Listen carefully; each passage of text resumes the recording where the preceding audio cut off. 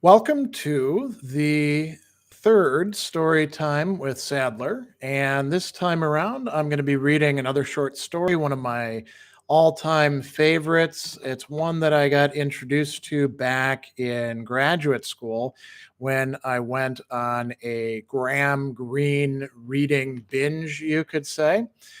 And this one is called The Hint of an Explanation. You can find it in a number of places, particularly in this volume of short stories where you can find all sorts of cool ones. But I think it's been anthologized in many other places, and perhaps you'll see why. So I'm going to read it, and then I'll tell you a little bit about what I like about it. You can, put questions or comments on in the chat, and I'll address them after we get through the reading. So with no further ado, let's jump right into Graham Greene's classic short story, The Hint of an Explanation. A long train journey on a late December evening in this new version of peace is a dreary experience. I suppose that my fellow traveler and I could consider ourselves lucky to have a compartment to ourselves, even though the heating apparatus was not working, even though the lights went out entirely in the frequent Pennine tunnels and were too dim anyway for us to read our books without straining our eyes, and though there was no restaurant car to at least give a change of scene. It was when we were trying simultaneously to chew the same kind of dry bun bought at the station buffet that my companion and I came together. Before that, we had sat at opposite ends of the carriage, both muffled to the chin in overcoats, both bent low over type we could barely make out.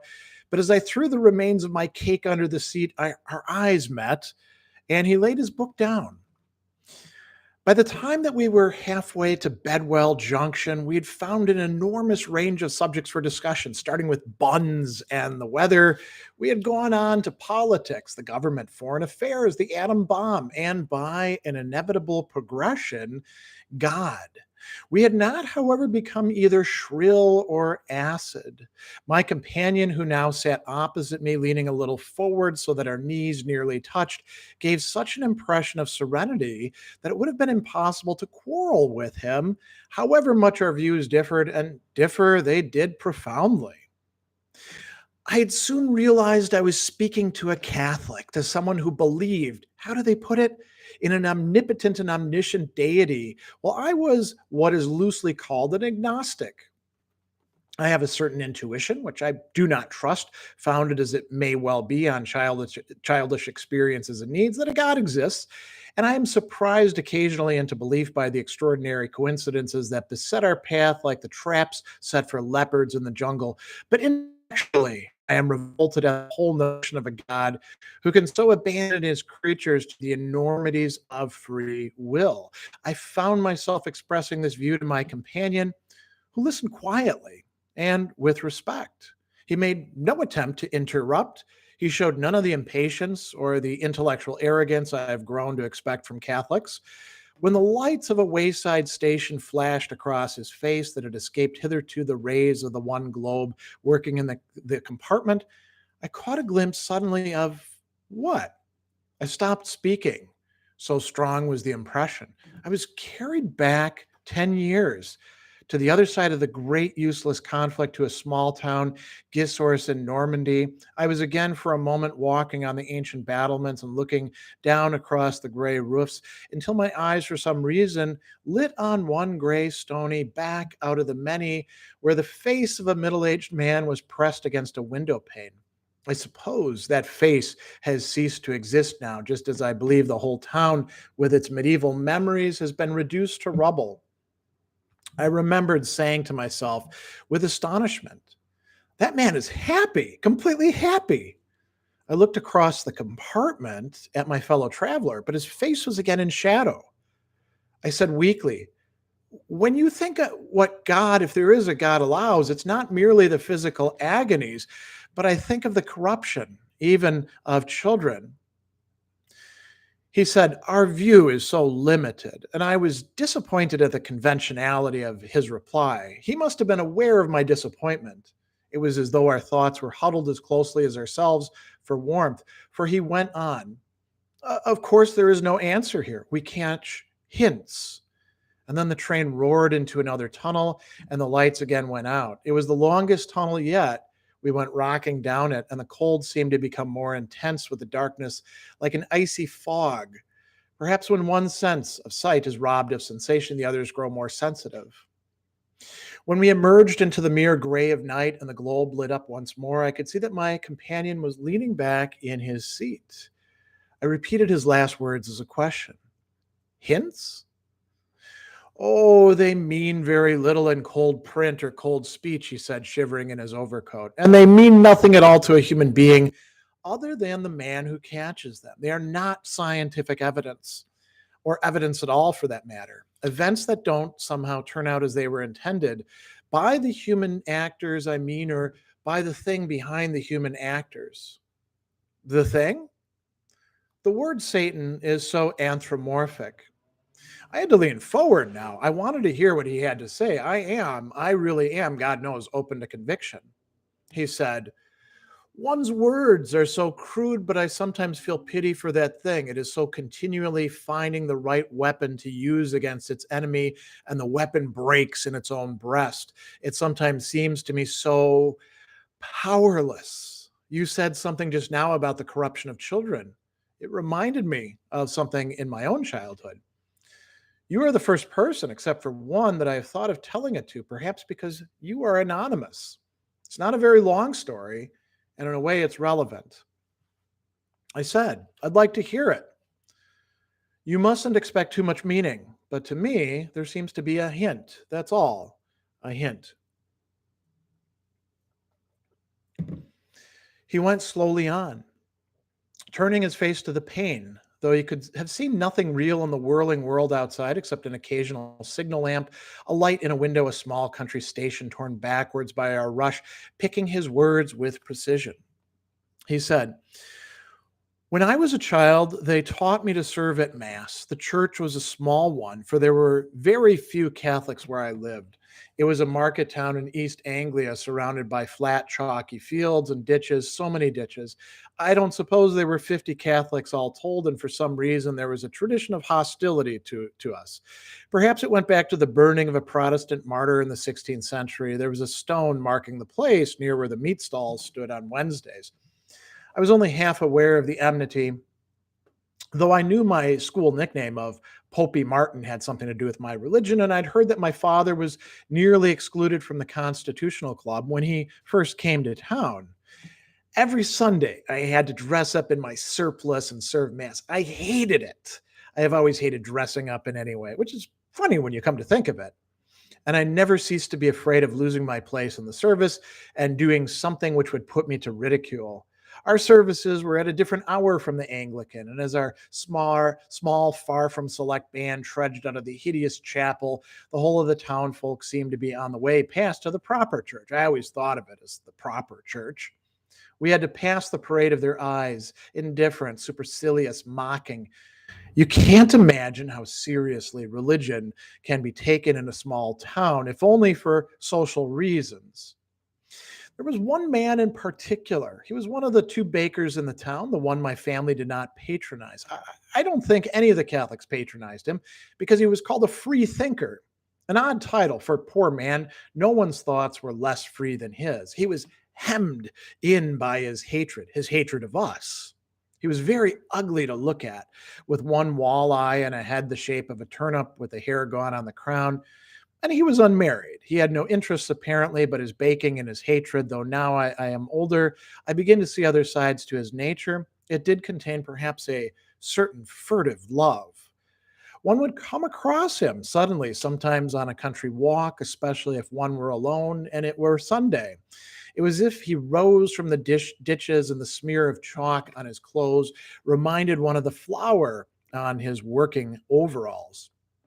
He would have a stick in his hand and stab at the hedges. And if his mood were very black, he would call out after one strange, abrupt words like a foreign tongue. I know the meaning of those words, of course, now. Once the police went to his house because of what a boy said he'd seen, but nothing came of it except the hate shackled him closer. His name was Blacker, and he terrified me. I think he had a particular hatred of my father. I don't know why. My father was manager of the Midland Bank, and it's possible that at some time Blacker may have had unsatisfactory dealings with the bank. My father was a very cautious man who suffered all his life from anxiety about money, his own and other people's. If I try and picture Blacker now, I see him walking along a narrowing path between high, windowless walls, and at the end of the path stands a small boy of 10, me. I don't know whether it's a symbolic picture or the memory of one of our encounters. Our encounters somehow got more and more frequent. You talked just now about the corruption of children. That poor man was preparing to revenge himself on everything he hated: my father, the Catholics, the God who people persisted in crediting, and that by corrupting me, he had evolved a horrible and ingenious plan. I remember the first time I had a friendly word from him. I was passing his shop as rapidly as I could when I heard his voice call out with a kind of sly subservience as though he were an underservant. Master David, he called, Master David, and I hurried on. But the next time I passed that way, he was at his door. He must have seen me coming with one of those curly cakes in his hand that we called Chelsea buns. I didn't want to take it, but he made me. And then I couldn't be other than polite when he asked me to come into his parlor behind the shop and see something very special. It was a small electric railway, a rare sight in those days, and he insisted on showing me how it worked. He made me turn the switches and stop and start it, and he told me I could come in any morning and have a game with it. He used the word game as though it were something secret. And it's true, I never told my family of this invitation and how, perhaps twice a week, those holidays, the desire to control that little railway became overpowering. And looking up and down the street to see whether were observed, I would dive into the shop. Our larger, dirtier adult train drove into a tunnel and the light went out. We sat in darkness and silence with the noise of the train blocking our ears like wax. When we were through, we didn't speak at once, and I had to prick him into continuing. An elaborate seduction, I said. Don't think his plans were as simple as that, my companion said, or as crude. There was much more hate than love, poor man, in his makeup. Can you hate something you don't believe in? And yet he called himself a free thinker. What an impossible paradox to be free and to be so obsessed. Day by day, all through those holidays, his obsession must have grown, but he kept a grip. He bided his time. Perhaps that thing I spoke of gave him the strength and wisdom. It was only a week from the end of the holidays. He spoke to me on what concerned him so deeply. I heard him behind me as I knelt on the floor, coupling two coaches. He said, "You won't be able to do this, Master David, when school starts." It wasn't a sentence that needed any comment from me any more than the one that followed. "You ought to have it for your own. You ought." But how skillfully and unemphatically he had sowed the longing, the idea of a possibility. I was coming to his parlor every day now, you see. I had to cram every opportunity in before the hated term started again. I suppose I was becoming accustomed to Blacker, to that walleye, that turnip head, that nauseating subservience. The Pope, you know, describes himself as the servant of the servants of God. And Blacker, I sometimes think that Blacker was the servant of the servants of, well, let it be. The very next day, standing in the doorway watching me play, he began to talk to me about religion. He said, with what untruth even I recognized, how much he admired the Catholics. He wished he could believe like that. But how could a baker believe? He accented a baker as, one might say, a biologist. And the tiny train spun around the gauge O track. He said, I can bake the things you eat just as well as any Catholic can, and disappeared into his shop. I hadn't the faintest idea what he meant. Presently, he emerged again, holding in his hand a little wafer. Here, he said, eat that and tell me. When I put it in my mouth, I could tell that it was made in the same way as our wafers for communion. He'd got the shape a little wrong, that was all, and I felt guilty and irrationally scared. Tell me, what's the difference? Difference, I asked. Isn't that just the same as you eat in church? I said smugly. It hasn't been consecrated. He said, do you think if I put the two of them under a microscope, you could tell the difference? But even at 10, I had an answer to the question. No, I said, the accidents don't change, stumbling a little bit on the word accidents, which had suddenly conveyed to me the idea of death and wounds.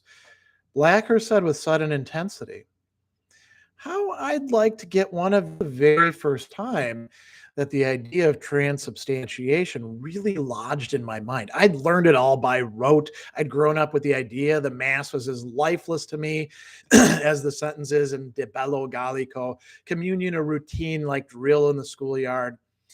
But suddenly I was in the presence of a man who took it seriously as the priest, whom naturally one didn't count. It was his job. I felt more scared than ever.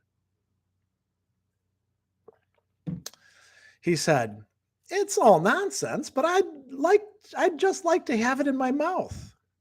Well, you could if you were a Catholic, I said naively. He gazed at me with his one good eye like a cyclops. He said, you serve at Mass, don't you? It would be easy for you to get one of those things.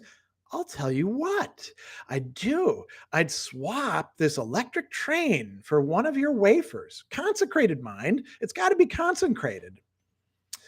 I could get you one out of the box, I said. I think I still imagined his interest was a baker's interest just to see how they were made. Oh, no, he said. I want to see what your God tastes like. I couldn't do that. Not for a whole electric train, just for yourself. You wouldn't have any trouble at home. I'd pack it up and put a label inside that your dad could see.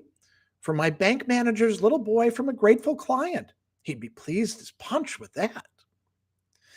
Now that we are grown men, it seems a trivial temptation, doesn't it? But try to think back to your own childhood.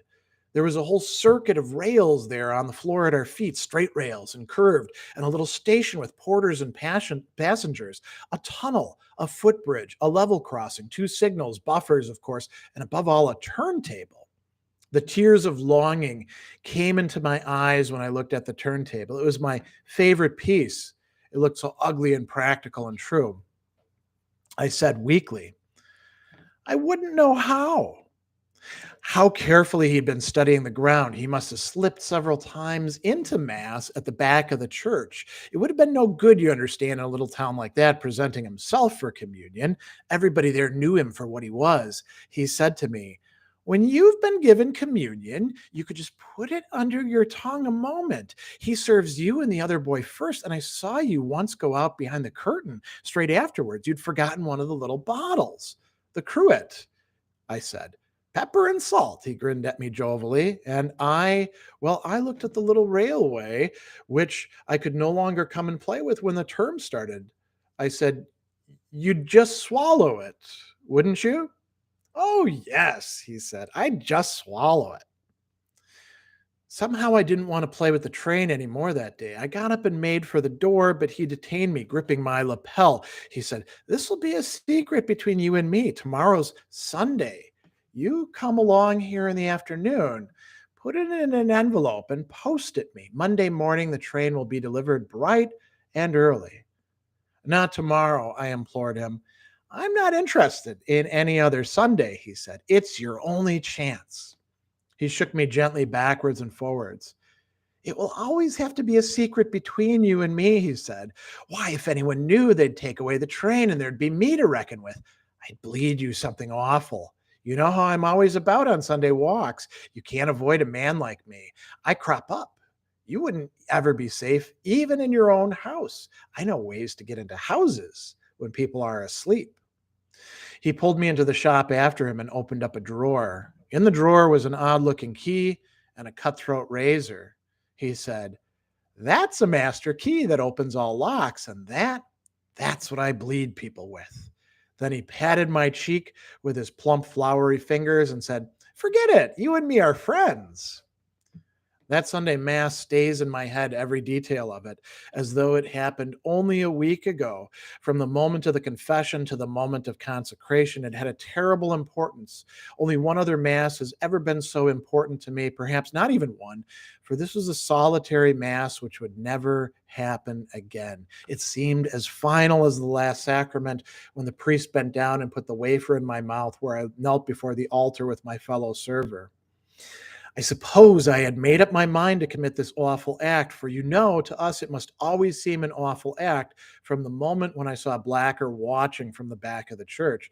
He'd put on his best black Sunday clothes, and though he could never quite escape the smear of his profession, he had a dab of dried talcum on his cheek, which he had presumably applied after using that cutthroat of his.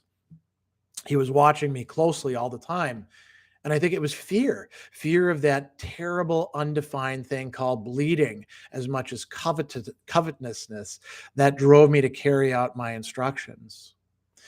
My fellow server got briskly up and, taking the paten, preceded Father Carey to the altar rail where the other communicants knelt. I had the host lodged under my tongue. It felt like a blister. I got up and made for the curtain to get the cruet I'd purposefully left in the sacristy. When I was there, I looked quickly around for a hiding place, and I saw an old copy of The Universe lying on a chair. I took the host from my mouth and inserted it between two sheets, a little damp mess of pulp. Then I thought, perhaps Father Carey has put out the paper for a particular purpose, and he will find the host before I have time to remove it. And the enormity of my act began to come home to me when I tried to imagine what punishment I should incur. Murder is sufficiently trivial to have its appropriate punishment, but for this act, the mind boggled at the thought of any retribution at all. I tried to remove the host, but it stuck clammily between the pages. And in desperation, I tore out a piece of the newspaper and, screwing the whole thing up, stuck it in my trousers pocket. When I came back through the curtain, carrying the cruet, my eyes met Blacker's. He gave me a grin of encouragement and unhappiness. Yes, I am sure, unhappiness. Was it perhaps the poor man was all the time seeking something incorruptible? I can remember little more of that day. I think my mind was shocked and stunned, and I was caught up too in the family bustle of Sunday. Sunday in a provincial town is the day for relations. All the family are at home, and unfamiliar cousins and uncles are apt to arrive, packed in the back seats of others' cars. I remember that some crowd of the kind descended on us and pushed Blacker temporarily out of the foreground in my mind. There was somebody called Aunt Lucy with a loud, hollow laugh that filled the house with mechanical merriment, like the sound of recorded laughter from inside a hall of mirrors, and I had no opportunity to go out alone, even if I had wished to. When 6 o'clock came and Aunt Lucy and the cousins departed and peace returned, it was too late to go to Blacker's, and at 8 it was my own bedtime. I think I'd half forgotten what I had in my pocket. As I emptied my pocket, the little screw of newspaper brought back quickly the Mass, the priest bending over me, Blacker's grin. I laid the packet on the chair by my bed and tried to go to sleep, but I was haunted by the shadows on the wall where the curtains blew, the squeak of furniture, the rustle in the chimney, haunted by the presence of God there on the chair. The host had always been to me, well, the host.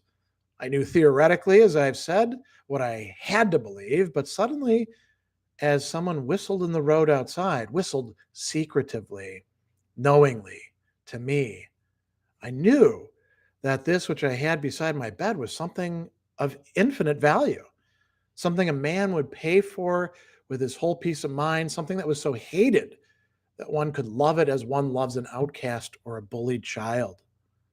These are adult words, and it was a child of 10 who lay scared in bed, listening to the whistle from the road, Blacker's whistle.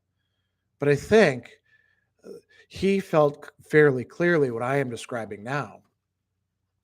That is what I meant when I said that this thing, whatever it is that seizes every possible weapon against God, is always everywhere, disappointed at the moment of success. It must have felt as certain of me as Blacker did. It must have felt certain too of Blacker.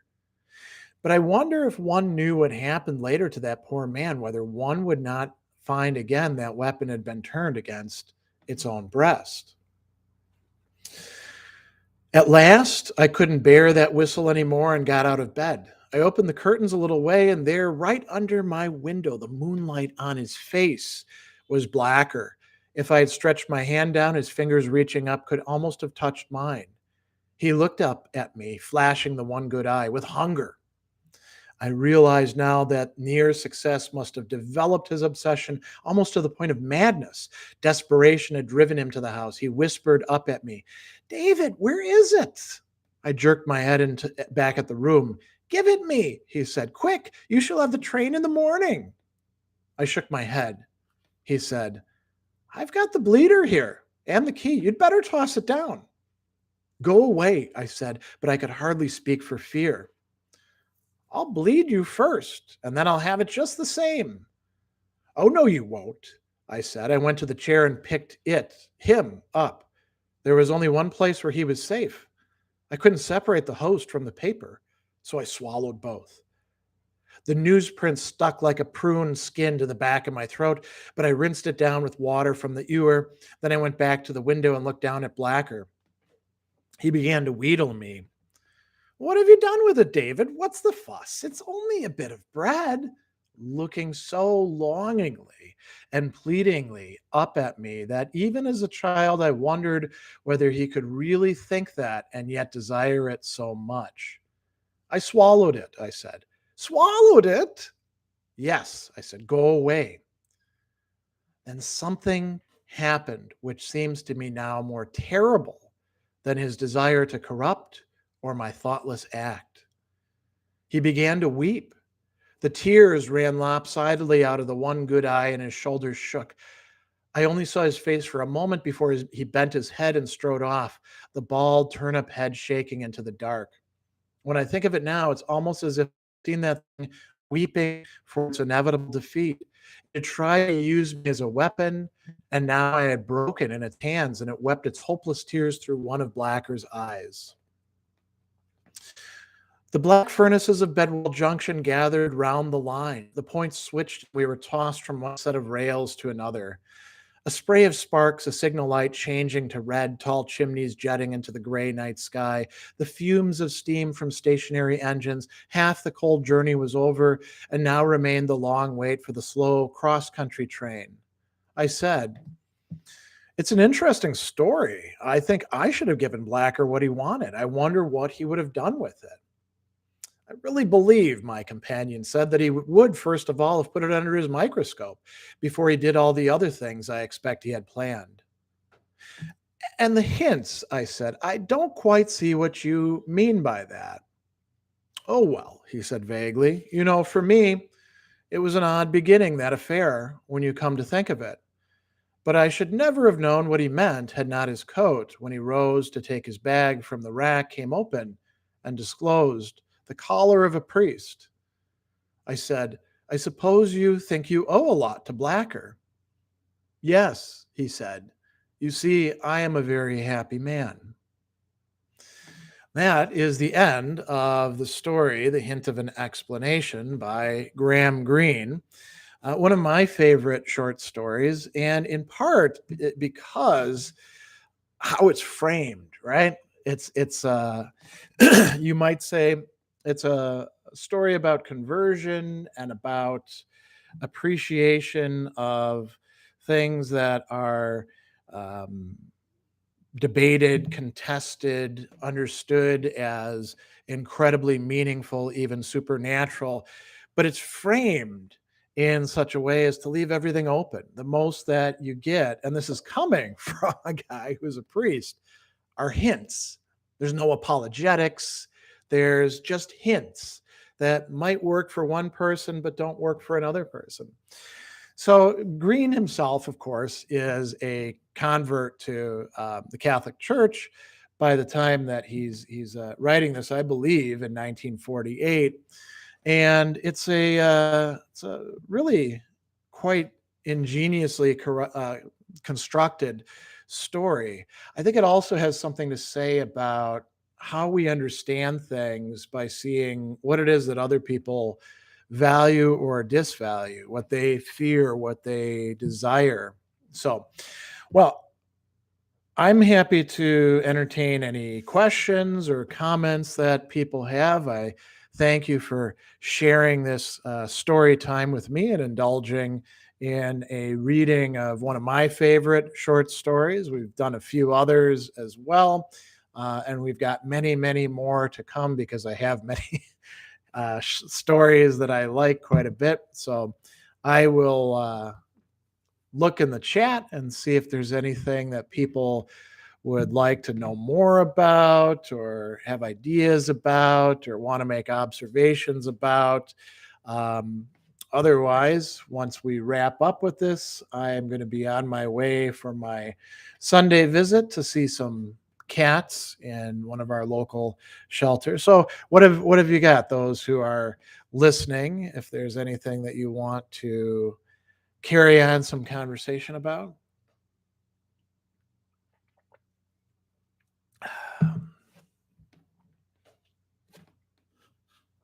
I'll give it a minute uh, to see if anybody writes anything in the chat. Otherwise, we'll start wrapping up with this.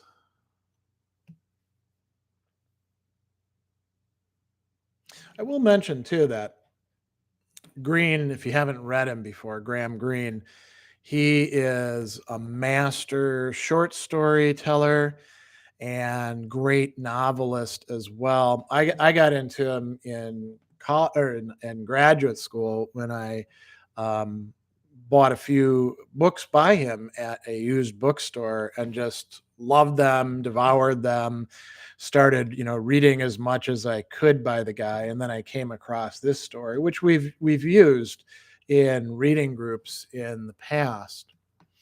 So it doesn't look like there's any questions or comments. So I guess we'll finish up here a little bit early. Thanks to everybody for listening, and I recommend this story. It's well worth reading and reflecting on, if only for the great narrative craft that Greene himself shows, but perhaps also for the ideas that it conveys. So I will see you next time when we're going to be reading Robert Bloch's That Hellbound Train. So we had a story about, you could say, opposition to the forces of evil and protection of the good. And with the next one, we'll have another supernatural story, but this one is somebody who's not on the side of God, but at odds with the devil in a very different way. So I will see you next time. And yeah, this is quite fun to read and share these stories.